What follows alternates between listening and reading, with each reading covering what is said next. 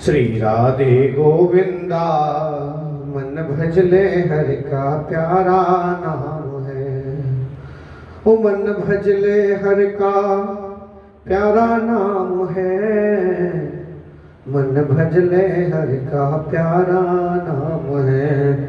श्री राधे गोविंदा श्री राधे गोविंदा मन भजले हरि का प्यारा नाम है।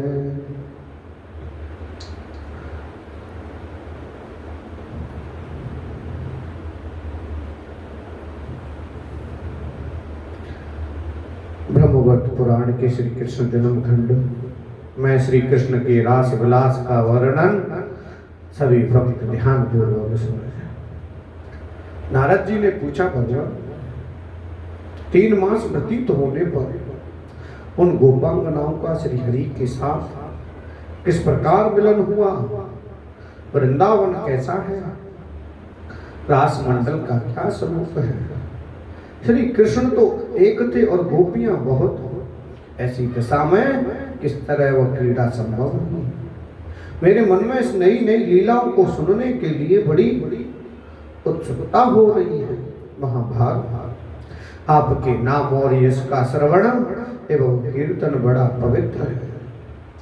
कृपया आप उस रास क्रीड़ा का वर्णन कीजिए। अहो, श्री हरि की रास यात्रा पुराणों के सार की भी सारभूता कथा है। इस भूतल पर उनके द्वारा की गई सारी लीलाएं सुनने में अत्यंत मनोहर जान पड़ती है। सूत जी कहते हैं, शौनक नारद जी की यह बात सुनकर साक्षात नारायण ऋषि हंसे और प्रसन्न मुख से उन्होंने कथा सुनाने ना आरंभ किया।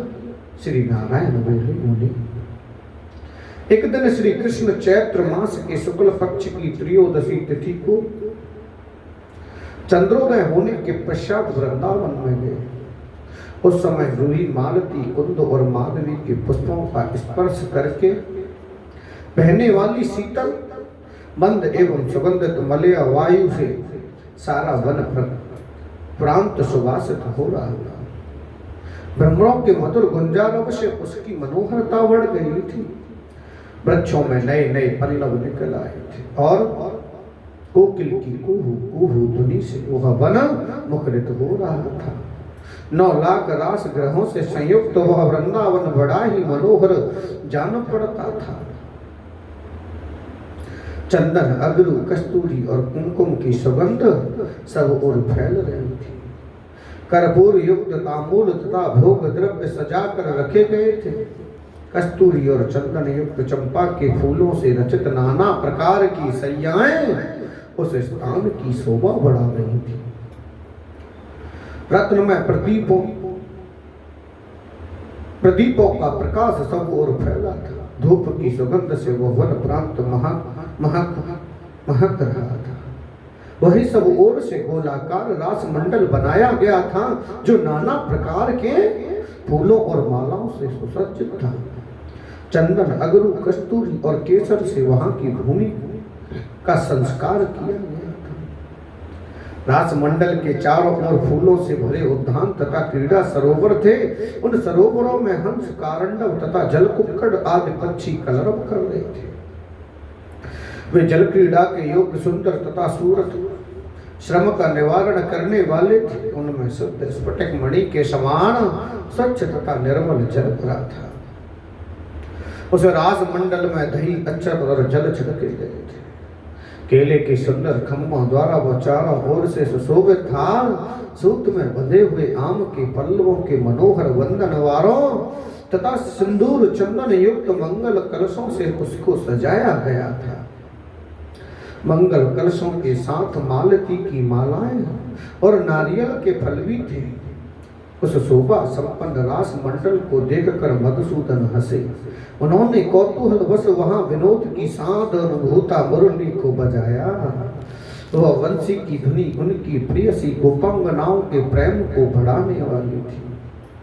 राधिका ने जब वंशी की मधुर धुनी सुनी तो तत्काल ही वे प्रेमाकुल हो अपनी सुध बुध खो बैठे। उनका शरीर डूठे कांट की तरह स्थिर और चित्त ध्यान में एक तान हो गया। क्षण भर में चेत होने पर पुनः मुरली की ध्वनि उनके कानों में पड़ी। वे बैठी थी, फिर उठकर खड़ी हो गई। अब उन्हें बार बार उद्वेग होने लगा। वे आवश्यक कर्म छोड़कर घर से निकल पड़ी। एक अद्भुत बात थी, एक अद्भुत बात थी, एक अद्भुत बात थी। चारों ओर देख कर वंशी ध्वनि का अनुसरण करती हुई आगे आ रही। मन ही मन महात्मा श्री कृष्ण के चरणार विंदों का चिंतन करती जाती थी।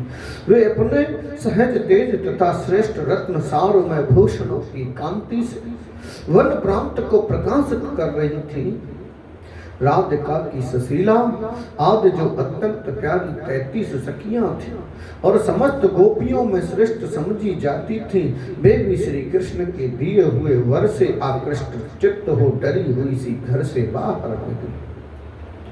कुल धर्म का त्याग करके निशंक हो वन की ओर चली। वे सब की सब प्रेमातिर रेप से मोहित थी। फिर उन प्रधान गोपियों के पीछे पीछे दूसरी गोपियां भी जो जैसे थी वैसे ही लाखों की संख्या में निकल पड़ी। वे सब वन में एक स्थान पर इकट्ठी हुई और कुछ देर तक प्रसन्नता पूर्वक वहीं खड़ी रही। वह कुछ गोपियां अपने हाथों में माला लिए आई थी। कुछ गोपांगनाएं ब्रज से मनोहर चंदन हाथ में लेकर वहां पहुंची थी। कई गोपियों के हाथों में श्वेत चवर शोभा पा रहे थे। वे सब बड़े हर्ष के साथ वहां आई थी। कुछ गोप कन्याएं कुमकुम तांबूल पात्र तथा कांचन वस्त्र लिए आई थी। कुछ शीघ्रता पूर्वक उस स्थान पर आई जहां चंद्रावली राधा सानंद खड़ी थी। वे सब एकत्र हों प्रसन्नता पूर्वक मुस्कुराती हुई वहां राधिका की वेशभूषा सवार कर बड़े हर्ष के साथ आगे बढ़ी। मार्ग में बारंबार वे हरि नाम का जप करती थी। वृंदावन में पहुंचकर उन्होंने रमणीय रास मंडल देखा, जहां का दृश्य स्वर्ग से भी अधिक सुंदर था। चंद्रमा की किरणें उस वन प्रांत को अनुरंजित कर रही थी। अत्यंत निर्जन विकसित कुसुमों से अलंकृत तथा फूलों को छूकर प्रवाहित होने वाली मन वायु से सुवासित वह रम्य रास मंडल नारियों के प्रेम भाव को जगाने वाला और मुनियों के भी मनों को मोह लेने वाला था। उन सबको वहां कोकिलों की मधुर काकली सुनाई दी। भ्रमरों का अत्यंत सूक्ष्म मधुर कुंजारव भी बड़ा मनोहर जान पड़ता था। वे भ्रमर भ्रमरियों के साथ रह फूलों का मकरंद पान करके मतवाले हो गए थे। तदंतर शुभ बेला में संपूर्ण सखियों के साथ श्री कृष्ण के चरण कमलों का चिंतन करके श्री राधिका ने रास मंडल में प्रवेश किया। राधा को अपने समीप देखकर श्री कृष्ण वहां बड़े प्रसन्न हुए। वे बड़े प्रेम से मुस्कुराते हुए उनके निकट गए। उस समय प्रेम से आकुल हो रहे थे। राधा अपनी सखियों के बीच में रत्नमय अलंकारों से विभूषित होकर खड़ी थी। उनके श्री अंगों पर दिव्य वस्त्रों के परिधान शोभा पा रहे थे। वे मुस्कुराती हुई बाकी चितवन से श्याम सुंदर की ओर देखती हुई गजराज की भांति मंद गति से चल रही थी। रमणीय राधा नवीन वेशभूषा नई अवस्था तथा रूप से अत्यंत मनोहर जान पड़ती थी। वे मुनियों के मन को भी मोह लेने में समर्थ थी। उनकी अंग कांति सुंदर चंपा के समान गौर थी। मुख शरद पूर्णिमा के चंद्रमा को लज्जित कर रहा था। वे सिर पर मालती की माला से युक्त वेणी का भार वहन करते थे। श्री राधा ने भी किशोर अवस्था से युक्त श्याम सुंदर की ओर दृष्टिपात किया। वे नूतन यौवन से संपन्न तथा रत्न में आभरणों से विभूषित थे। करोड़ों कामदेवों की लावण लीला के मनोहर धाम प्रतीत होते थे और के नयनों से उनकी ओर निहारती हुई उन प्राणाधिका राधिका को देख रहे थे। उनके परम अद्भुत रूप की कहीं उपमा नहीं थी। वे विचित्र वेशभूषा तथा मुकुट धारण किए सानंद मुस्कुरा रहे थे। मां के नेत्रों की कोण से बार बार प्रीतम की ओर देख देख कर सती राधा ने लज्जावश मुख को आंचल से ढक लिया और वे मुस्कुराती हुई अपनी सुध बुध खो बैठी। प्रेम भाव का उद्दीपन होने से उनके सारे अंग पुलकित हो उठे। तदंतर श्री कृष्ण एवं राधिका का परस्पर प्रेम श्रृंगार हुआ। मुने 9 लाख गोपियां और उतने ही गोप विग्रहधारी श्याम सुंदर श्री कृष्ण ये 18 लाख गोपी कृष्ण रास मंडल में परस्पर मिले। नारद वहां कंकणों किंकड़ियों वलयों और श्रेष्ठ रत्न निर्मित निपुरों की सम्मिलित झनकार कुछ काल तक निरंतर होती रही। इस प्रकार स्थल में रास क्रीड़ा करके वे सब प्रसन्नता पूर्वक जल में उतरे और वहां जल क्रीड़ा करते करते थक गए। फिर वहां से निकलकर नवीन वस्त्र धारण करके कौतूहल पूर्वक कर्पूर युक्त तांबूल ग्रहण करके सबने रत्न में दर्पण में अपना अपना मुंह देखा। तदंतर श्री कृष्ण राधिका तथा गोपियों के साथ नाना प्रकार की मधुर मनोहर क्रीड़ाएं करने लगे। फिर पवित्र उद्यान के निर्जन प्रदेश में सरोवर के रमणीय तट पर जहां बाहर चंद्रमा का प्रकाश फैल रहा था, जहां की भूमि पुष्प और चंदन से चर्चित थी, जहां सब और अगरु तथा चंदन से मलय समीर द्वारा सुगंध फैलाई जा रही थी और भ्रमरों के बंजारव के साथ नर कोकिलों की मधुर काकली कानों में पड़ रही थी। योगियों के परम गुरु श्याम सुंदर श्री कृष्ण ने अनेक रूप धारण करके स्थल प्रदेश में मधुर लीला का विलास की। इसके बाद राधा के साथ सनातन पूर्ण ब्रह्म स्वरूप श्री कृष्ण ने यमुना जी के जल में प्रवेश किया। श्री कृष्ण के जो अन्य मायामय स्वरूप थे वे भी गोपियों के साथ जल में उतरे। यमुना जी में परम रसमय क्रीड़ा करने के पश्चात सब ने बाहर निकलकर सूखे वस्त्र पहने और माला आदि धारण की। तदंतर सब गोप किशोरियां उन्हें रास मंडल में गईं। वहां के उद्यान में सब और तरह तरह के फूल खिले हुए थे। उन्हें देखकर परमेश्वरी राधा ने कौतुक पूर्वक गोपियों को पुष्प चयन के लिए आज्ञा दी। कुछ गोपियों को उन्होंने माला गूंथने के काम में लगाया, किन्हीं को पान के बीड़े सुसज्जित करने में तथा किन्हीं को चंदन घिसने में लगा दिया। गोपियों के दिए हुए पुष्पहार चंदन तथा पान को लेकर बांके नेत्रों से देखती हुई सुंदरी राधा ने मंद हास्य के साथ श्याम सुंदर को प्रेम पूर्वक वे सब वस्तुएं अर्पित की। फिर कुछ गोपियों को श्री कृष्ण की लीलाओं के गान में और कुछ को मृदंग मुरज आदि बाजे बजाने में उन्होंने लगाया। इस प्रकार रासमय लीला विलास करके राधा निर्जन वन में श्री हरि के साथ सर्वत्र मनोहर विहार करने लगे। रमणीय पुष्पोद्यान सरोवरों के तट सुरम्य गुफा नदों और नदियों के समीप अत्यंत निर्जन प्रदेश पर्वतीय कंदरा नारियों के मनोवांछित स्थान 33 वन भांडिर वन रमणीय श्रीवन कदम्ब वन तुलसी वन कुंदन वन चंपक वन निम्बन वन मधुवन जम्बीर वन नारिकेल वन भोगवन कदली वन बदरी वन बिल्व वन नारंग वन अस्वस्थ वन वंश वन दांडिम वन मदरा वन ताल वन आम्रचूतन वन केतकी वन अशोक वन खरजूर वन आम्रतक वन जम्बू वन साल वन कटकी वन पद्म वन जाति वन नग्नो नियोग्रोध वन श्रीखंड वन और विलक्षण केसर वन। इन सभी स्थानों में 33 दिन रात तक कौतूहल पूर्वक श्रृंगार किया, तथापि उनका मन तनिक भी तृप्त नहीं हुआ। अधिकाधिक इच्छा बढ़ती गई, ठीक उसी तरह जैसे घी की धारा पड़ने से अग्नि प्रज्वलित होती है। देवता देवियां और मुनि जो रास दर्शन के लिए पधारे थे अपने अपने घर को लौट गए। उन सब ने रास रस की भूरी भूरी प्रशंसा की और आश्चर्यचकित हो हर्ष का अनुभव करते हुए वे वहां से विदा हुए। बहुत सी देवांगनाओं ने श्री हरि के साथ प्रेम मिलन की लालसा लेकर भारतवर्ष के श्रेष्ठ नरेशों के घर घर में जन्म लिया। प्रेम से बोलो जय श्री कृष्ण। श्री राधा के साथ श्री कृष्ण का वन विहार अष्टावक्र मुनि के द्वारा उनकी स्तुति था। मुनि का शरीर त्याग कर भगवत चरणों में लीन हो। भगवान नारायण कहते हैं, नारद तदंतर प्रेम विहल का गोपियों के साथ भगवान श्री कृष्ण ने विविध भांति से रास क्रीड़ा की। गोपियां उन्मत्ता सी हो गई। तब श्री कृष्ण राधिका को लेकर वहां से अंतर ध्यान हो गए तथा अनेक सुरम्य वनों पर्वतों सरोवरों और नदी तटों पर ले जाकर राधिका को आनंद प्रदान करते रहे।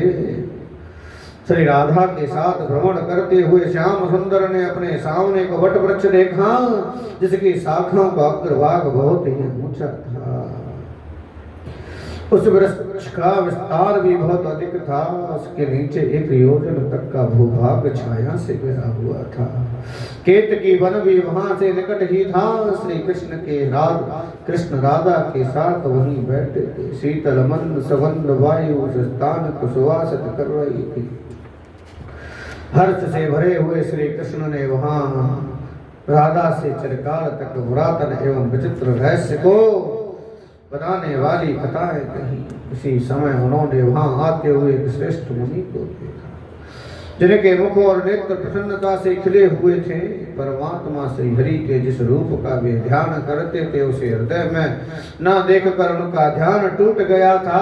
अब वे अपने सामने भारी उस रूप का प्रत्यक्ष दर्शन करने लगे थे। उनका शरीर काला था, सारे अवयव टेढ़े मेढ़े थे और वे नाटे तथा दिगंबर थे। उनका नाम था अष्टावक्र। वे ब्रह्म तेज से प्रकाशित हो रहे थे। उनका मस्तक जटाओं से भरा था और वे अपने मुंह से आग उगल रहे थे। मानो मुखद्वार से उनकी तपस्या जनित तेजो राशि ही प्रकट हो रही हो अथवा वे ऐसे लगते थे मानो उनके रूप में स्वयं ब्रह्म तेज ही मूर्तिमान सा हो गया हो। उनके नख और मूंछ दाढ़ी के बाल बड़े हुए थे। वे तेजस्वी और परम शांत थे तथा भयभीत हो भक्ति भाव से दोनों हाथ जोड़ मस्तक झुकाए हुए थे। उन्हें देख राधा हंसने लगी, परंतु माधव ने उन्हें ऐसा करने से रोका और उन महात्मा मुनीन्द्र के प्रभाव का वर्णन किया। मुनिवर अष्टावक्र ने गोविंद को प्रणाम करके उनकी स्तुति की। पूर्व काल में महात्मा भगवान शंकर ने उन्हें जिस स्तोत्र का उपदेश दिया था उसी को उन्होंने सुनाया।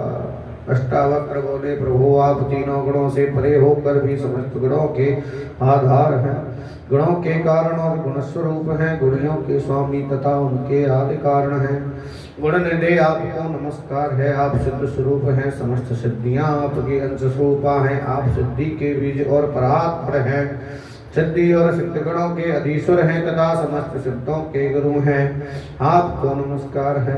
वेदों के बीज स्वरूप परमात्मा आप वेदों के ज्ञाता, वेदवान और वेद विद्वान में श्रेष्ठ हैं। वेद भी आपको पूर्णतः नहीं जान सके हैं। रूपेश्वर आप वेदज्ञों के भी स्वामी हैं। आपको नमस्कार है। आप ब्रह्मा, अनंत, शिवशेष, इंद्र और धर्म आदि के अधिपति हैं। सर्वस्वरूप सर्वेश्वर आप सर्व महादेव जी के भी स्वामी हैं। सबके बीज रूप गोविंद आपको नमस्कार है। आप ही प्रकृति और प्राकृत पदार्थ है, प्राज्ञ प्रकृति के स्वामी तथा परात्पर हैं। संसार वृक्ष तथा उसके बीज और फल स्वरूप है। आपको नमस्कार है। सृष्टि पालन और संहार के बीज स्वरूप ब्रह्मा आदि के भी ईश्वर आप ही सृष्टि पालन तथा संहार के कारण हैं। महाविराट नारायण रूपी वृक्ष के बीज राधा वल्लभ आपको नमस्कार है। अहो आप जिसके बीज हैं उस महाविराट रूपी वृक्ष के 3 स्कंद तने हैं। ब्रह्मा, विष्णु और शिव वेदादि शास्त्र उसकी शाखाएं प्रशाखाएं हैं और तपस्या पुष्प जिसका फल संसार है वह वृक्ष प्रकृति का कार्य है। आप ही उसके भी आधार है, पर आपका आधार कोई नहीं है। सर्वाधार आपको नमस्कार है। तेज स्वरूप निराकार आप तक प्रत्यक्ष प्रमाण की पहुंच नहीं है। सर्वरूप प्रत्यक्ष के अवश्य स्वेच्छा में परमेश्वर आपको नमस्कार है। प्रेम से बोलो जय श्री कृष्ण। कृष्ण यो कहकर मुनि श्रेष्ठ अष्टावक्र श्री कृष्ण के चरण कमलों में पड़ गए और श्री राधा तथा गोविंद दोनों के सामने ही उन्होंने अपने प्राण त्याग दिए। उनका शरीर भगवान के पाद पद्मों के समीप गिर पड़ा और उसे प्रज्वलित अग्नि शिखा के समान उनका तेज ऊपर को उठा। वह 7 ताड़ के बराबर ऊंचा उठकर भगवान के चारों तरफ घूमकर उनके चरणों में गिरा और वहीं विलीन हो गया। बोले राधा वल्लभ लाल की जय। जो प्रातः काल उठकर अष्टावक्र द्वारा किए गए स्तोत्र का पाठ करता है वह परम निर्वाण स्वरूप निर्वाण रोग मोक्ष को प्राप्त कर लेता है, इसमें संशय नहीं है। अर्थ यह स्तोत्र आज मुमुक्षु जनों के लिए प्राणों से भी बढ़कर है। श्री हरि ने पहले से वैकुंठ धाम में भगवान को शंकर को दिया था। भगवान श्री कृष्ण द्वारा अष्टावक्र देवल के सबका संस्कार तथा उनके गूढ़ चरित्र का परिचय। नारद जी ने पूछा, ब्रह्म नारायण देव उन महामुनि को कौन सा अद्भुत रहस्य सुना गया? मुनि, अष्टावक्र के देह त्याग के पश्चात भक्त वत्सल भगवान श्री कृष्ण ने क्या किया? भगवान श्री नारायण बोले, मुनि को मरा देख भगवान श्री कृष्ण उनके शरीर का दाह संस्कार करने को उद्यत हुए। महात्मा अष्टावक्र का वह रक्त मांस एवं हड्डियों से हीन शरीर 60,000 वर्ष तक निराहार रहा। अतः प्रज्वलित हुई जरा जठरा अग्नि ने उस शरीर को रक्त मांस तथा हड्डियों को दग्ध कर दिया था। मुनि का चित्त श्री हरि के चरणार बिंदों के चिंतन में ही लगा था, अतः उन्हें भान ज्ञान बिल्कुल नहीं रह गया था। मधुसूदन श्री कृष्ण ने चंदन काष्ठ की चिता बनाकर उसमें अग्नि संबंधी कार्य संस्कार किया और फिर शोक लीला करते हुए अश्रुपूर्ण नेत्रों से मुनि के सब को उस चिता पर स्थापित कर दिया। तदंतर सबके ऊपर भी काठ रखकर चिता में आग लगा दी। मुनि का शरीर जलकर भस्म हो गया। आकाश में देवता दुंदुभियां बजाने लगे और तत्काल ही वहां से फूलों की वर्षा होने लगी। इसी बीच वहां रत्नों के सार तत्व से निर्मित मन के समान तीव्र गति से चलने वाला तथा वस्त्रों और पुष्पहारों से अलंकृत एवं एक सुंदर विमान गोलोक से उतरा और श्री हरि के सामने प्रकट हो गया। उसमें श्री कृष्ण के समान ही रूप और वेशभूषा वाले श्रेष्ठ पार्षद विराजमान थे। वे उत्तम पार्षद तत्काल ही विमान से उतर गए। उन सब के आकार श्री कृष्ण के मिलते जुलते थे। उन्होंने राधिका और श्याम सुंदर को प्रणाम करके सूक्ष्म देहधारी मुनीश्वर अष्टावक्र को भी मस्तक झुकाया और उन्हें उस विमान पर बिठाकर वे उत्तम गोलोक धाम को चले गए। मुनीन्द्र अष्टावक्र के गोलोक धाम को चले जाने पर वृंदावन विनोदनी साध्वी राधा ने चकित हो जगदीश्वर श्री कृष्ण से प्रश्न पूछा। श्री राधिका बोली, नाथ ये मुनि श्रेष्ठ कौन थे जिनके समस्त अंग ही टेढ़े मेढ़े थे? ये बहुत ही नाटे थे। इनके शरीर का रंग काला था और ये देखने में अत्यंत कुतिष्ठ होने पर भी बड़े तेजस्वी जान पड़ते थे। उनका जो प्रज्वलित अग्नि के समान तेज था वह साक्षात आपके चरणार विंद में विलीन हो गया। वे कितने पुण्यात्मा थे कि तत्काल विमान में बैठकर गोलोक धाम को चले गए और उन आत्मा राम मुनि के लिए आपको भी रोना आ गया। प्रभु, आपने अश्रुपूर्ण नेत्रों से इनका सत्कार किया, अतः मैंने जो कुछ पूछा है वह सारा विवरण शीघ्र ही विस्तार पूर्वक बताई है। प्रेम से बोलो जय श्री कृष्ण। गोविंद बोलो नारायण नारायण नारायण, प्रेम से बोलो नारायण। राधिका का यह वचन सुन भगवान मधुसूदन ने हंसकर युगांतर की कथा को कहना आरंभ किया। श्री कृष्ण बोले, सुनो, मैं इस विषय में एक प्राचीन इतिहास बता रहा हूँ जिसके सुनने और कहने से समस्त पापों का नाश हो जाता है। प्रलय काल में जब तीनों लोग एकार्ण होकर जल में मग्न थे, तब मेरे ही अंशभूत महाविष्णु के नाभि कमल से मेरी ही कला द्वारा जगत विधाता ब्रह्मा का प्रादुर्भाव हुआ। ब्रह्मा जी के हृदय से पहले 4 पुत्र उत्पन्न हुए जो सबके सब नारायण परायण तथा ब्रह्म तेज से प्रकाशमान था। वे ज्ञानहीन बालकों की भांति सदा नग्न रहते और 5 वर्ष की ही अवस्था से युक्त दिखाई देते थे। उन्हें ब्रह्म ज्ञान नहीं होता, परंतु ब्रह्म तत्व की व्याख्या में वे बड़े निपुण हैं। सनक, सनंदन, सनातन और भगवान संत कुमार, यही क्रमशः उन चारों के नाम हैं। एक दिन ब्रह्मा जी ने उनसे कहा, पुत्रो तुम जगत की सृष्टि करो, परंतु उन्होंने पिता की बात नहीं मानी और मेरी प्रसन्नता के लिए तपस्या करने को वन में चले गए। उन पुत्रों के चले जाने पर विधाता का मन उदास हो गया। यदि पुत्र आज्ञा का पालन न करे तो पिता को बड़ा दुख होता है। उन्होंने ज्ञान द्वारा अपने विभिन्न अंगों से कई पुत्र उत्पन्न किए, जो तपस्या के धनी, वेद वेदांगों के विद्वान तथा ब्रह्म तेज से जाज्वल्यमान थे। उनके नाम इस प्रकार हैं: अत्रि, पुलस्त, प्रलय, मरीचि, भृगु, अंगरा, क्रतु, वशिष्ठ, वोडु, कपिल, आसुरी, कवि, शंकु, शंख, पंचशिख और प्रचेता। उन तपोधनों ने ब्रह्मा जी की आज्ञा से दीर्घ काल तक तप करके सृष्टि का कार्य संपन्न किया। वे सभी सपत्नीक थे और संसार की सृष्टि करने के लिए उन्मुख रहते थे।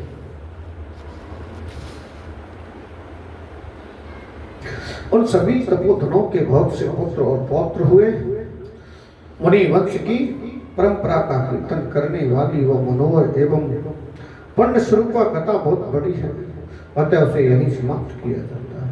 सुंदरी राधिका, राधिके, अब तुम वह कथा सुनो जो प्रकट प्रसंग के अनुकूल।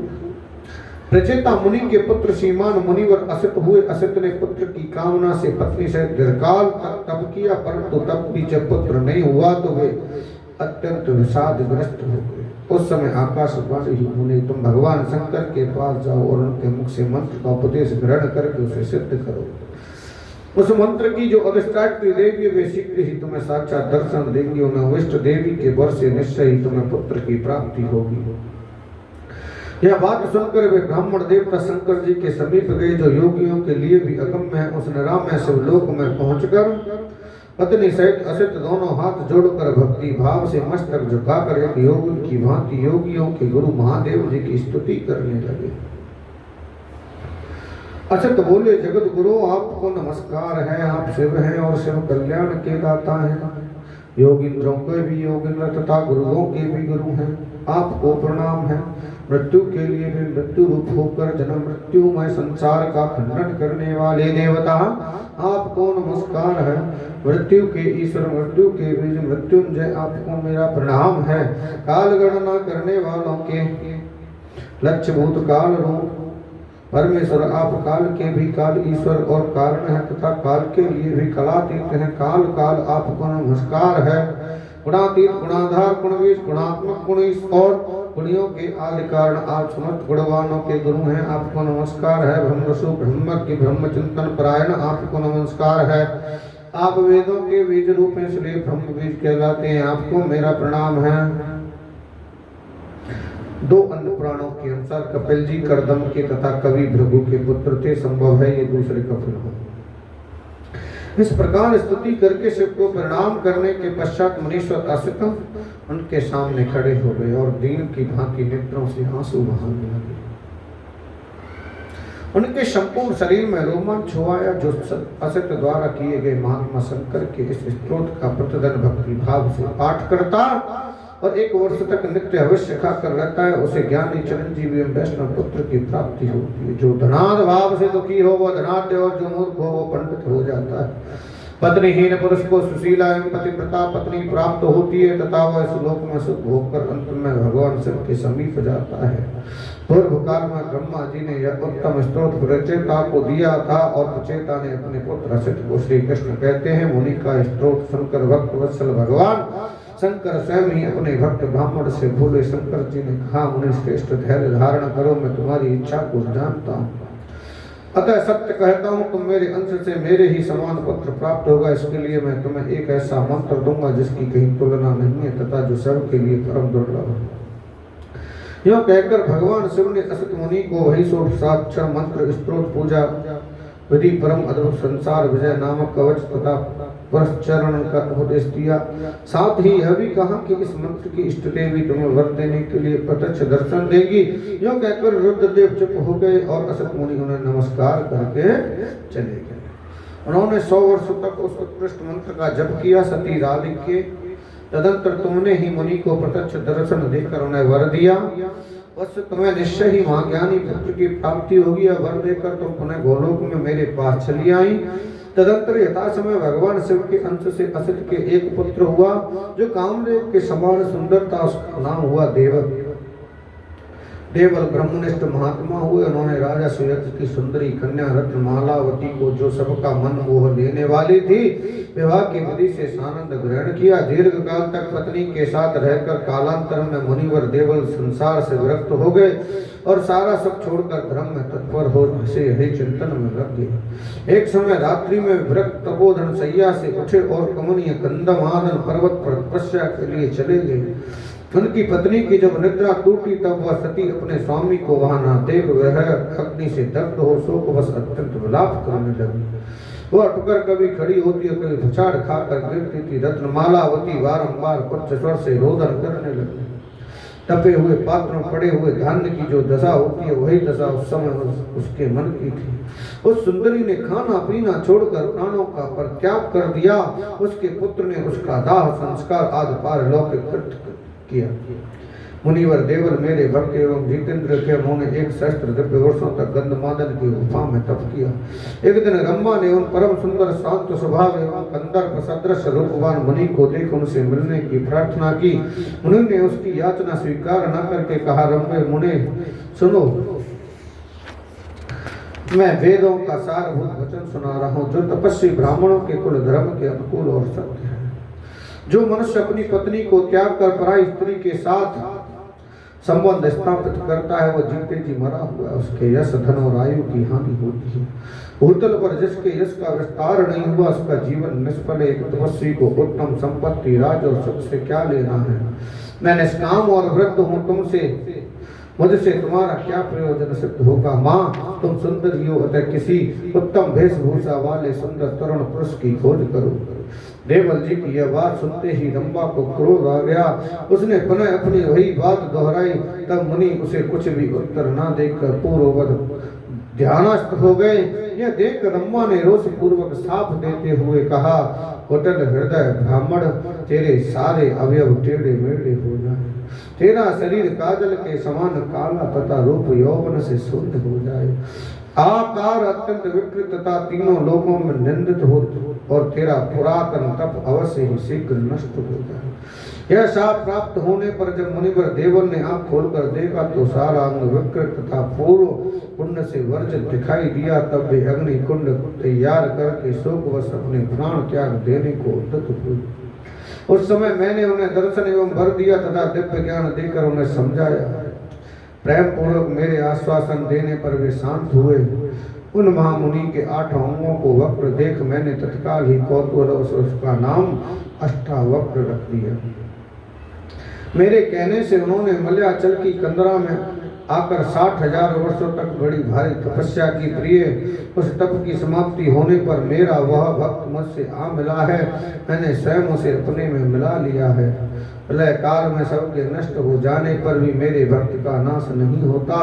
इस मुनि ने आहार बिल्कुल छोड़ दिया था, अतः दीर्घ काल की तपस्या एवं जठराग्नि ज्वाला से इनके शरीर का भीतरी भाग जलकर भस्म रूप हो गया था। प्रिय, ये मुनि मेरे लिए मलयाचल की कंदरा छोड़कर यहाँ आए थे।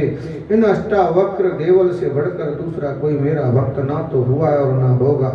ब्रह्मा जी के प्रपौत्र मुनिवर देवल ऐसे उत्तम तपस्वी थे, परंतु उस पुंसली के शाप से उसी तरह हीन अवस्था को पहुंच गए जैसे पूर्व काल में ब्रह्मा जी अपूजनीय हो गए थे। महात्मा देवल का यह सारा गुण रहस्य मैंने कह सुनाया, जो सुखद और पुण्यप्रद है। अब तुम और क्या सुनना चाहती हो। इस प्रसंग से यह सूचित होता है कि असित पुत्र देवल भी कुछ काल तक अष्टावक्र कहलाए। महाभारत के अनुसार अष्टावक्र नाम से प्रसिद्ध एक दूसरे मुनि भी थे, जो जन्म से ही वक्रांग थे। उच्छालक कन्या सुजाता उनकी माता थी और महर्षि कहोड़ पिता। उन्होंने राजा जनक के दरबार में शास्त्रार्थ की पंडित बंदी को पराजित किया था। श्वेत केतु उनके मामा थे। महर्षि वदान्य की पुत्री सुप्रभा के साथ उनका विवाह हुआ था। समंग नदी में स्नान करने से उनके सब अंग सीधे हो गए थे। महाभारत वन पर्व के अध्याय 132 से लेकर 134 तक उनका प्रसंग है। अनुशासन पर्व के 19वें और 21वें अध्याय में भी उनकी कथा आई है। ब्रह्मा जी का मोहिनी के साप से बुझ होना, इस साप के निवारण के लिए उनका वैकुंठ धाम में जाना और वह अन्य अन्य ब्रह्माओं के दर्शन से उसके अभिमान का दूर होना। तदंतर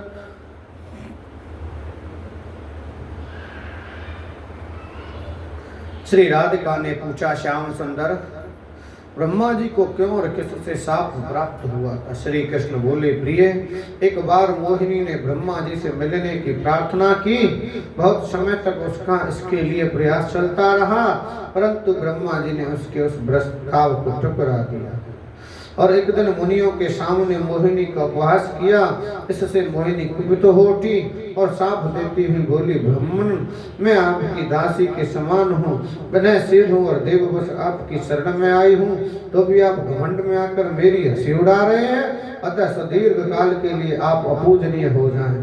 स्वयं भगवान श्री हरि शीघ्र ही आपके दर्प का दलन करेंगे। अन्य देवताओं की प्रत्येक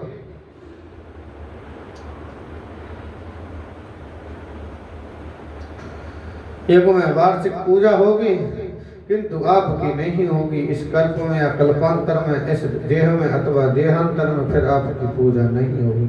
अब तक जो हो गई सो हो गई। क्यों कहकर मोहिनी शीघ्र ही काम लोक में गई और पुनः सचेत होने पर अपने कुकृत्य को याद करके विलाप करने लगी। जगत पिताता ब्रह्मा मोहिनी का साप सुनकर कांप उठे। उनका मस्तक झुक गया। उस समय कल्याणकारी मुनियों ने उन्हें एक उपाय बताया। आप भगवान वैकुंठनाथ की शरण में जाइए। ऐसा कहकर वे ऋषि मुनि अपने अपने आश्रम को चले गए।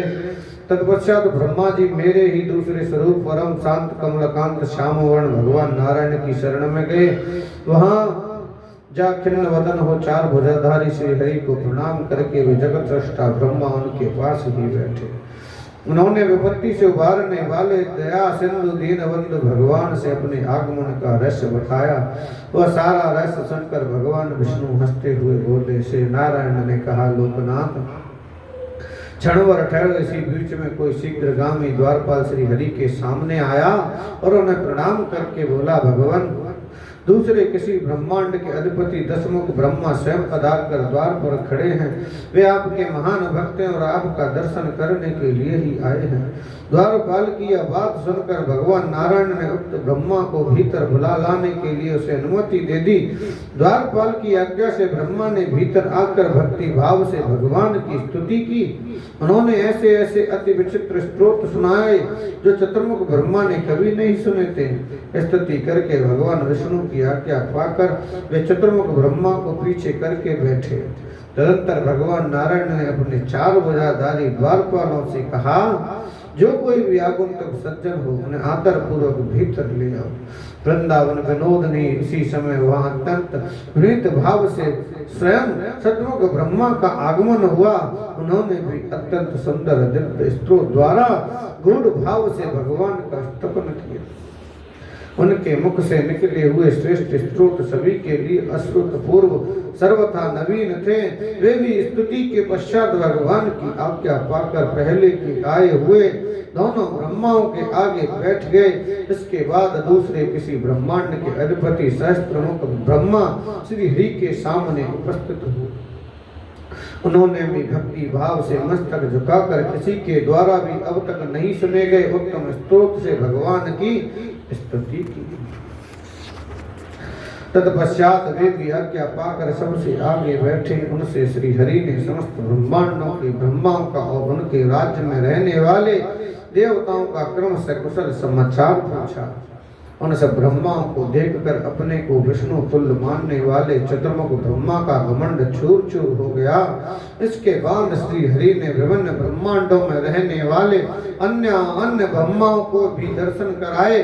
उन्हें देखकर चतुर्मुख ब्रह्मा मृतक तुल्य हो गए।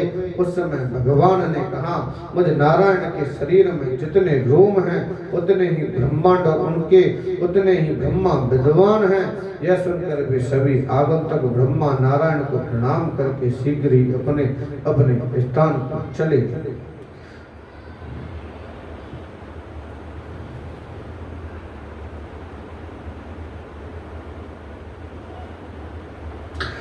चतुर्मुख ब्रह्मा ने अपने को अत्यंत छोटा तथा अल्प राज्य का अधिपति माना। लज्जा से उनका सिर झुक गया और वे भगवान विष्णु के चरणों में पड़ गए। तब भगवान ने उनसे पूछा, ब्राह्मण बोलो, इस समय तुमने स्वप्न की भांति यह क्या देखा है? उनका प्रश्न सुनकर ब्रह्मा बोले, प्रभु, भूत वर्तमान भविष्य सारा जगत आपकी माया से उत्पन्न हुआ है। यों कह चतुर्भुज ब्रह्मा वैकुंठ की सभा में लज्जा का अनुभव करते हुए चुप हो गए। तब सर्वांतर्यामी भगवान श्री हरि ने उनके शाप निवारण का उपाय किया। गंगा की उत्पत्ति तथा महिमा। श्री कृष्ण कहते हैं, प्रिय, इसी बीच में भगवान शंकर वहां उपस्थित हुए। उनके मुख पर मुस्कुराहट थी। वे सारे अंगों में विभूति लगाए हुए वृषभराज नंदिकेश्वर की पीठ पर बैठे थे। व्याघ्र चर्म का वस्त्र समर्पमय पवित्र सिर पर सुनहरे रंग की जटा का भार, ललाट में अर्धचंद्र, हाथों में त्रिशूल पट्टिश तथा उत्तम खटवांग धारण किए। श्रेष्ठ रत्नों के सार तत्व से निर्मित स्वर यंत्र लिए भगवान शिव शीघ्र ही वाहन से उतरे और भक्ति भाव से मस्तक झुका कमल कांत को प्रणाम करके उनके वाम भाग में बैठे। फिर इंद्र आदि समस्त देवता, मुनि, आदित्य, वसु, रुद्र, मनु, सिद्ध और चारण वहां पधारे। उन सब ने पुरुषोत्तम की स्तुति की। उस समय उनके सारे अंग पुलकित हो रहे थे। फिर समस्त देवताओं ने सिर झुकाकर भगवान शिव को प्रणाम किया। तदंतर स्वर से यंत्र लिए भगवान शंकर ने समुद्र ताल और स्वर से सात संगीत आरंभ किया। प्रिय, उसमें हम दोनों के गुणों तथा राज संबंधी सुंदर पदों का गान होने लगा। मन को मोह लेने वाले सामयिक राग संगीत में षड्ज आदि सुरों, उनके वर्णों अंगों से युक्त वह धुनी जो किसी विशिष्ट ताल में बैठाई हुई हो और जो मनोरंजन के लिए गाई जाती हो। संगीत शास्त्र के भारतीय आचार्य ने 6 राग माने, परंतु इन एक तान का रागों के नामों के संबंध में बहुत मतभेद है। एक तान का एक मनोहर मान गुरु लघु के क्रम से पद भेद विराम अति दीर्घ गम तथा मधुर आनंद के साथ उन्होंने प्रेम पूर्वक स्वयं निर्मित ऐसा संगीत छेड़ा तो संसार में तन द्रवल है। उस समय भगवान शिव के संपूर्ण अंगों में रोमांच आया था और वे नेत्रों से बारंबार आंसू बहाते थे। प्रिय, उस संगीत को सुनने मात्र से वहां बैठे हुए मुनि तथा देवता मूर्छित एवं बेसुध हो द्रव जल रूप हो गए। श्री हरि के पार्षदों की तथा ब्रह्मा जी की भी यही दशा हुई। भगवान नारायण, लक्ष्मी तथा गान करने वाले स्वयं शिव भी द्रव रूप हो गए। प्राणेश्वरी उस समय वैकुंठ धाम को जल से पूर्ण देख मुझे शंका हुई। तब वहां जाकर मैंने उन सब देवता आदि की मूर्तियां, शरीरों का पूर्ववत निर्माण किया। उनके वैसे ही रूप, वैसे ही अस्त्र शस्त्र तथा वैसे ही वाहन भूषण बनाए। उनके स्वभाव, मन तथा विषय वासनाएं भी पूर्ववती। तदंतर उस जलराशि के लिए वैकुंठ के चारों ओर स्थान बनाया। फिर उसकी अधिष्ठात्री देवी गंगा अपने उस वास स्थान में आई। समस्त देवताओं के शरीर से उत्पन्न हुई वह गंगा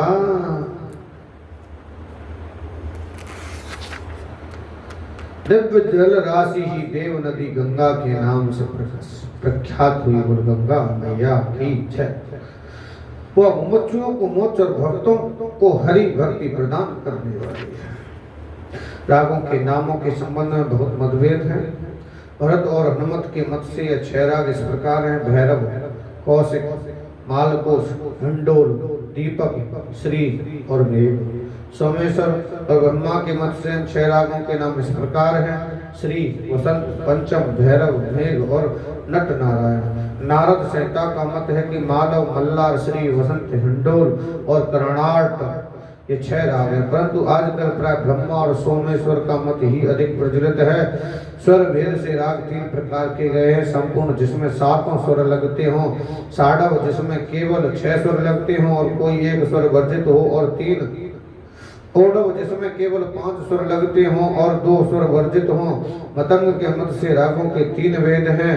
नंबर 1 शुद्ध जो शास्त्रीय नियम तथा विधान के अनुसार हो और जिसमें किसी दूसरे राग की छाया ना हो। दूसरा सालक या छाया लग जिसमें किसी दूसरे राग की छाया भी दिखाई देती हो अथवा जो 2 रागों के योग से बना हो। और तीसरा है संकीर्ण जो कई रागों के मिलने से बना हो।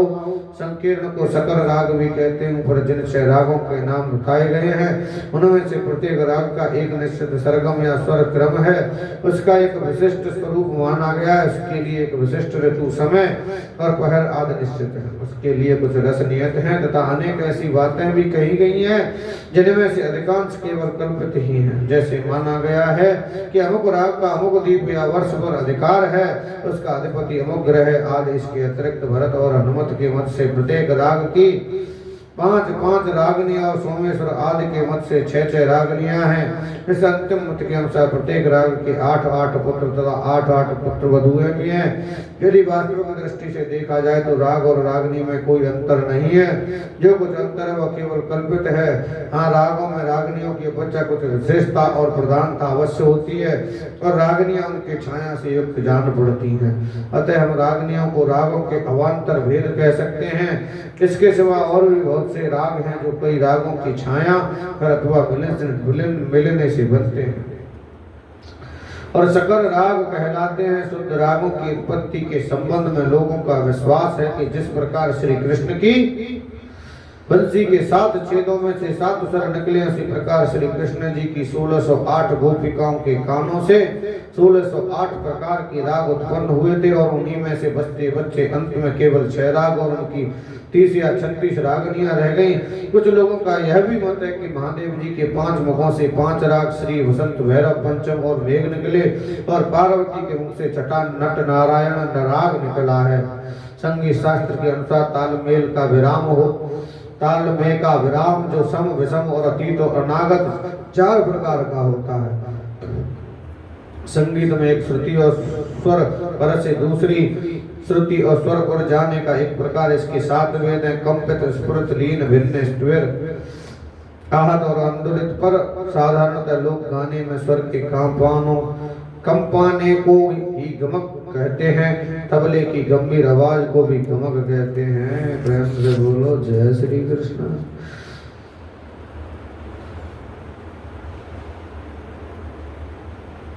भक्तों को भक्ति प्रदान करने वाले, उसका स्पर्श करके आई हुई वायु के संपर्क से भी पापियों के करोड़ों जन्मों के नानाविध पाप तत्काल नष्ट हो जाते हैं।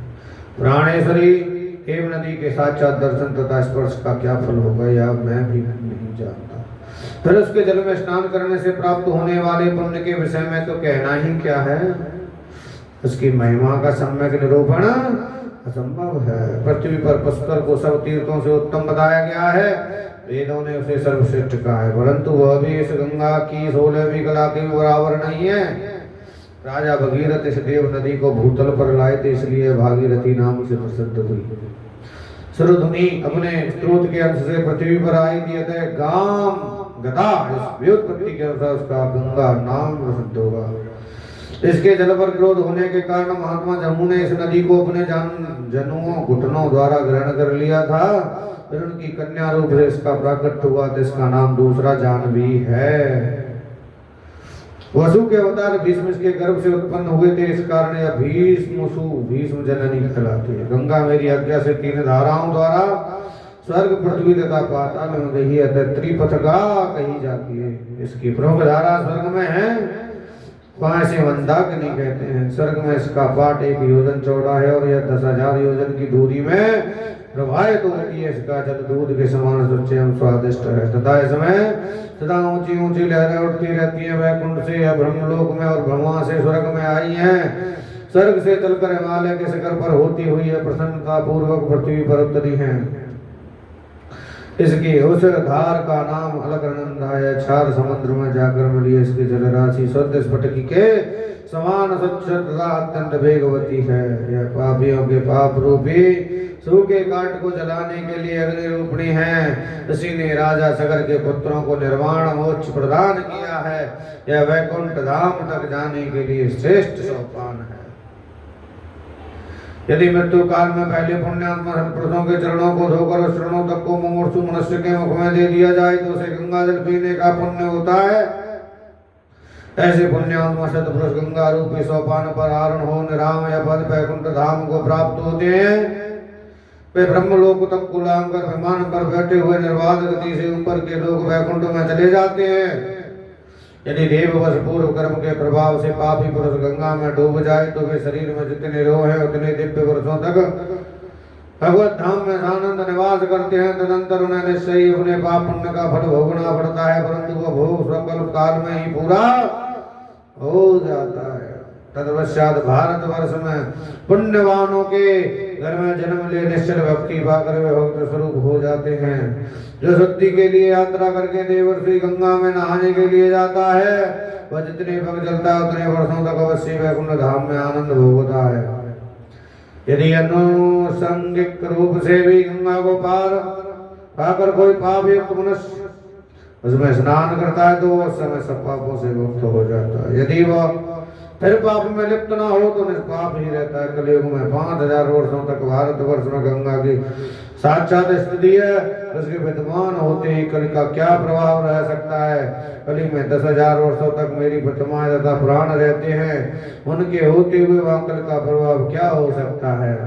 गंगा की जो धारा पाताल लोक को जाती है उसका नाम भगवती है।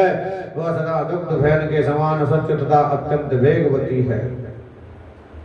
अमूल्य रत्नों तथा श्रेष्ठ मणियों की वह सदा खान बनी रहती है। सुस्तर यौवन वाली नाग कन्या उसके तट पर सदा ही क्रीड़ा करती है। स्वयं देवी गंगा वैकुंठ को चारों ओर से घेर कर सदा प्रभावित होती रहती है। मेरी इस पुत्री का विनाश प्रलय काल में भी नहीं होता। उसका परम मनोहर दिव्य तट नाना रत्नों की खान है। इस प्रकार गंगा के जन्म का सारा पुण्यदायक प्रसंग मैंने कह सुनाया। अब ब्रह्मा जी को मोहिनी के साप से किस प्रकार छुटकारा मिला या सुनो। भगवान श्री कृष्ण कहते हैं, प्रिय तदंतर सबने गंगा को देखकर मेरी माया मानी। उस समय नारायण ने कृपा पूर्वक ब्रह्मा जी से कहा। श्री नारायण बोले, चतुर्मुख उठो, जाओ तुम्हारा कल्याण होगा, तुम्हें साफ लगा है, अतः मेरी आज्ञा से इस गंगा में स्नान करके पवित्र हो जाओ। यद्यपि तुम स्वयं पवित्र हो और वे समस्त तीर्थ तुम वैष्णवपति का स्पर्श प्राप्त करना चाहते हैं, तथापि प्रकृति की अवहेलना करने हंसी उड़ाने से तुम्हें साफ मिला है। अहंकार सभी के लिए पापों का बीज और मंगलकारी होता है। तुम शीघ्र मेरे परात्पर धाम गोलोक को जाओ, वहां प्रकृति के अनुरूप मंगलदायिनी भारती को पाओगे। कल्याण सृष्टि की बीज रूपणी प्रकृति को अपनाओ। तुमने एक कल्प तक तप किया है तो भी इस समय एक अप्सरा के साप से कोई भी तुम्हारे मंत्र को नहीं ग्रहण करते हैं। अन्य देवताओं की पूजा में भी तुम्हारी ही पूजा होगी, क्योंकि तुम ही जगत के धारण पोषण करने वाले स्वात्माराम सर्वरूपी तथा सबूर समस्त देहों में पूजा स्वरूप हो। उस समय मेरी आज्ञा मानकर जगत गुरु ब्रह्मा ने गंगा के जल में स्नान किया और मुझे प्रणाम करके वे शीघ्र ही गोलोक को चले गए। फिर समस्त देवता और मुनि भी प्रसन्नता पूर्वक अपने अपने स्थान को लौट गए। वे बारंबार मेरे परम निर्मल यश का गान कर रहे थे। ब्रह्मा जी ने गोलोक में जाकर मेरे मखार बंद से निर्गत संपूर्ण विद्याओं की हर देवी सती भारती को प्राप्त किया।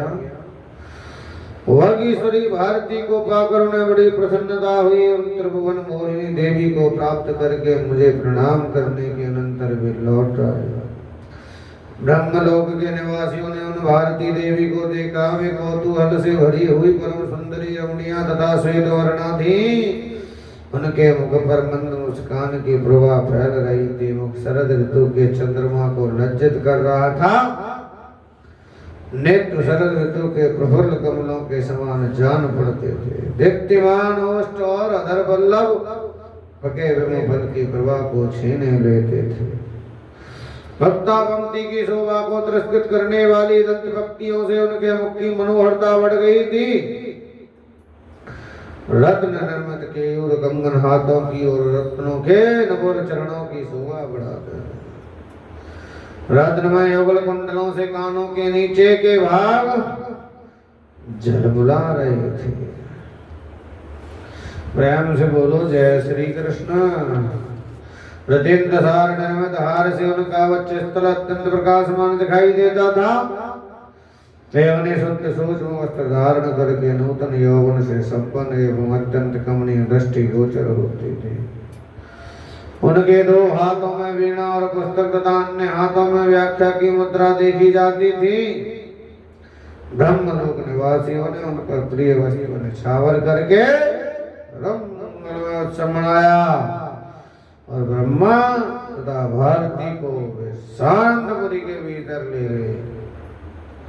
भगवान श्री कृष्ण कहते हैं, प्रिय, ब्रह्मांड में जिन जिन लोगों को अपनी शक्ति पर गर्व होता है, उनके उस गर्व का या अभिमान को जानकर मैं ही उन पर शासन करता हूँ, उनके घमंड को चूर कर देता हूँ, क्योंकि मैं सबका आत्मा और परात्पर परमेश्वर हूँ। पहले ब्रह्मा के गर्व को जो मैंने चूर्ण किया था, वह प्रसंग जो तुमने सुन लिया, अब शंकर, तारक, इंद्र, सूर्य, अग्नि, दुर्वासा तथा धनवंतरी के अभिमान भंजन का प्रसंग क्रमशः सुनाता हूँ, सुनो। प्रिय, छोटे बड़े जो भी लोग हैं, उनके इस तरह के गर्व को मैं अवश्य चूर्ण कर देता हूँ। स्वयं से मेरे अंश हैं, जगत के संगारक हैं और मेरे समान ही तेज, ज्ञान तथा गुण से परिपूर्ण है। प्रिय, योगी लोग उनका ध्यान करते हैं, वे योगेंद्रों के गुरु के भी गुरु हैं तथा ज्ञानानंद स्वरूप हैं। उनकी कथा कहता हूँ, सुनो। 60 सहस्त्र योगों तक दिन रात तपस्या करके मेरी कला से पूर्ण भगवान शिव तप और तेज में मेरे समान हो गए, सनातन तेज की राशि हो गए, उनमें करोड़ों सूर्यों के समान प्रकाश प्रकट हो गए। वे भक्तों की मनोवांछा पूर्ण करने के लिए कल्प वृक्ष स्वरूप हो गए। योगेंद्रगण दीर्घ काल तक उनके तेज का ध्यान करते करते उसके वेदक अत्यंत सुंदर स्वरूप का साक्षात्कार करने लगते। उनके अंग कांति शुद्ध स्फटिक के समान उज्ज्वल, वे 5 मुखों से सुशोभित होते हैं और उनके प्रत्येक मुख में 3 नेत्र शोभा पाते हैं। हाथों में त्रिशूल और पट्टिस हैं, कटिक भाग में व्याघ्र चर्ममय वस्त्र शोभा पाता है। वे श्वेत कमल के बीज की माला से स्वयं ही अपने आप का, अपने मंत्रों का जप करते हैं। उनके प्रसन्न मुख पर मंदहास की जटा छाई रहती है। परात्पर से मस्तक पर अंध्र चंद्र का मुकुट तथा सुनहरे रंग की जटाओं का भार धारण करते हैं। उनका स्वरूप शांत है, वे तीनों लोगों के स्वामी तथा भक्तों पर अनुग्रह करने के लिए कातर रहने वाले हैं। अपने आप को परमेश्वर मानकर समस्त संपत्तियों के दाता होकर कल्प वृक्ष के समान सबको सारी मनोवांछित वस्तुएं देते हैं। जो जिस वस्तु की इच्छा करता है उसे वही वर देकर वे समस्त वरों के स्वामी हो गए। इस प्रकार स्वात्माराम से अपनी ही लीला से अभिमान को अपना कर गर्व युक्त हो गए। एक समय की बात है, वृक नामक दैत्य ने शिव के केदार तीर्थ में 1 वर्ष तक दिन रात कठोर तपस्या किया। कृपा निधान से प्रतिदिन कृपा पूर्वक अभिष्ट वर देने के लिए उसके पास जाते थे, परंतु असुर किसी दिन भी वर नहीं ग्रहण करता था। वर्ष पूर्ण होने पर भगवान शंकर निरंतर उसके सामने उपस्थित रहने लगे। वे भक्ति पास से बनकर वर देने के लिए उद्यत हो, क्षण भर भी वहां से अन्यत्र ना जा सके। संपूर्ण ऐश्वर्य, समस्त सिद्धि, भोग मोक्ष तथा श्री हरि का पद, यह सब कुछ भगवान शूलपाणी देना चाहते थे, परंतु उस दैत्य ने कुछ भी ग्रहण नहीं किया। वृक दैत्य, वह केवल उनके चरण कमलों का ध्यान करता रहा। जब ध्यान टूटा तब उस दैत्यराज ने अपने सामने साक्षात शिव को देखा। जो संपूर्ण संपदाओं के दाता हैं, उनकी माया से प्रेरित हो भृग ने भक्ति पूर्वक यह वर मांगा कि प्रभु मैं जिसके माथे पर हाथ रख दूं वह जलकर भस्म हो जाए। तब बहुत अच्छा कहकर जाते हुए भगवान सबके पीछे वह दैत्यराज दौड़ा। फिर तो मृत्युंजय शंकर मृत्यु के भय से त्रस्त होकर भागे। उनका डमरू गिर पड़ा। मनोहर व्याघ्र चर्म की भी यही दशा हो गई। वे दिगंबर होकर दानव के भय से दसों दिशाओं में भागने लगे। वे चाहते तो उसे मार डालते, परंतु भक्त वत्सल जो ठहरे, अतः भक्त पर कृपा करके उसे मारते नहीं थे।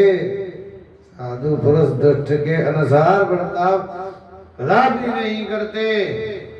भगवान से वो उसे समझा भी न सके।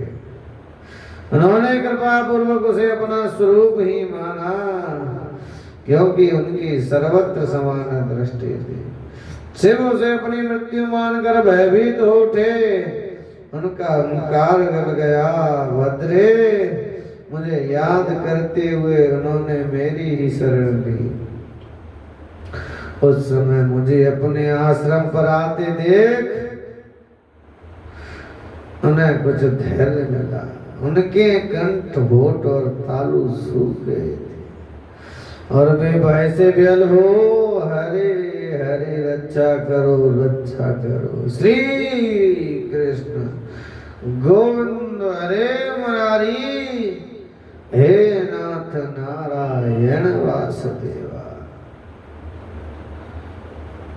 हे हरे रक्षा करो रक्षा करो। इसका जप कर रहे थे, तब मैंने उस दैत्य को अपने पास बैठाकर समझाया और सब समाचार पूछा। पूछने पर उसने सब बातें कर्म से बताई।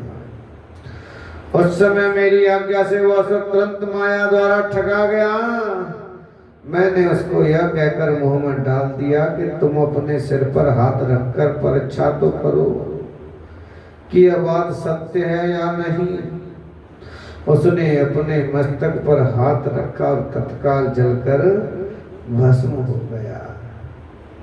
तब सिद्ध सुरेंद्र मुनीन्द्र और मनु प्रसन्नता पूर्वक उत्तम भक्ति भाव से मेरी स्तुति करने लगे।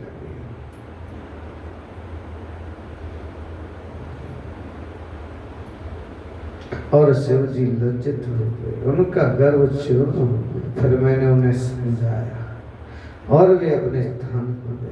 इसी तरह गर्भ में भरे हुए रुद्र भयानक असुर त्रिपुर का वध करने के लिए गए। वे मनी मन यह समझकर कि मैं तो समस्त लोगों का संहार हूं, फिर मेरे सामने स्फटिंगे के समान दैत्य की क्या औसात है। युद्ध क्षेत्र में गए उस समय उन्होंने मेरे दिए हुए त्रिशूल तथा श्रेष्ठ कवच को साथ नहीं लिया था। उनका त्रिपुर के साथ 1 वर्ष तक दिन रात युद्ध होता रहा, किंतु कोई भी किसी पर विजय नहीं पा सका। समरांगण में दोनों समान सिद्ध हुए। प्रिय, पृथ्वी पर युद्ध करके दैत्यराज माया से बहुत ऊंचाई पर 50 करोड़ योजन ऊपर उठ गया। साथ ही विश्वनाथ शंकर भी उस दैत्य का वध करने के लिए तत्काल ऊपर को उठे।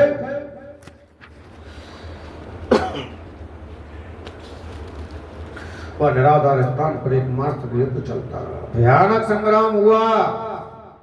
अंत में शिव को उठाकर उस दैत्य ने भूतल पर दे मारा।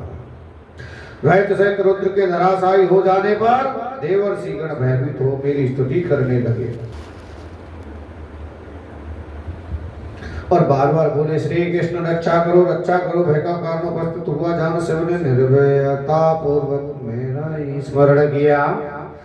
उन्होंने संकट काल में मेरे ही दिए स्त्रोत से भक्ति पूर्वक मेरा स्तुति किया। उस समय अपनी कला द्वारा सिंगड़ी पर सब रूप धारण करके मैंने सोत्र शंकर को सिंह से उठाया और उन्हें अपने कवच का शत्रु मर्दन शूल दिया। उसे पाकर उन्होंने दानवों के उस अत्यंत ऊंचे स्थान त्रिपुर को जो आकाश में निराधार टिका हुआ था मेरे दिए हुए शूल से नष्ट कर दिया। इसके बाद सबने मुझे दर्प हंता का ही बारंबार लज्जा पूर्वक स्तवन किया। दैत्यराज पड़ोसी क्षण चूर चूर होकर पृथ्वी पर गिर पड़ा। यह देख सब देवता मुनि प्रसन्नता पूर्वक शिव जी की स्तुति करने लगे। तब से भगवान शंकर ने विघ्न के बीज स्वरूप दर्प को त्याग दिया। वे ज्ञानंद स्वरूप से स्थित हो सब कर्मों में निर्लिप्त भाव से संलग्न रहने लगे। तदंतर में अपने प्रिय भक्त शंकर को वृषभ रूप से पीठ पर वहन करने लगा, क्योंकि तीनों लोकों में शिव से बढ़कर प्रियतम मेरे लिए दूसरा कोई नहीं है।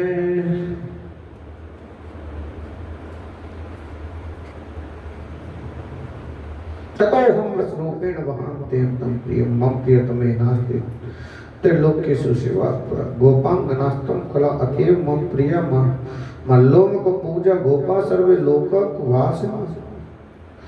ब्रह्मा मेरे मन स्वरूप, महेश्वर मेरे ज्ञान रूप, मूल प्रकृति ईश्वरी भगवती दुर्गा मेरी बुद्धि रूपा है। निद्रा आदि जो शक्तियां हैं वे सभी सब प्रकृति की कलाएं हैं। साक्षात सरस्वती मेरी वाणी की अधिष्ठात्री देवी है। कल्याण के आदि देवता गणेश जी मेरे हर्ष हैं। स्वयं धर्म परमार्थ है तथा अग्निदेव मेरे भक्त हैं। गोलोक के संपूर्ण निवासी मेरे समस्त ऐश्वर्य के अधिदेवता हैं। तुम सदा मेरे प्राणों की अधिष्ठात्री देवी है, उन प्राणों से भी अधिक प्यारी है। गोपांगना तुम्हारी कलाएं अतः मुझे प्यारी हैं। गोलोक निवासी समस्त गोप मेरे रूपों से उत्पन्न हुए हैं। सूर्य मेरे तेज और वायु मेरे प्राण हैं। वरुण जल के अधिदेवता तथा पृथ्वी मेरे मल से प्रकट हुई है। मेरे शरीर का शून्य भाग ही महाकाश कहा गया है। काम की उत्पत्ति मेरे मन से हुई है। इंद्र आदि सब देवता मेरी कला के अंश से प्रकट हुए हैं। सृष्टि के बीज रूप जो महत्व आदि तत्व है उन सब का बीज रूप आश्रय आत्मा मैं स्वयं हूँ। कर्म भोग का अधिकारी जीव मेरा प्रतिबिंब है। मैं साक्षी और निरीह हूँ, किसी कर्म का भोगी नहीं हूँ। मुझ स्वेच्छा में परमेश्वर का यह शरीर भक्तों के ध्यान के लिए एकमात्र प्राप्त परमेश्वर मैं ही प्रकृति हूँ और मैं ही पुरुष हूँ।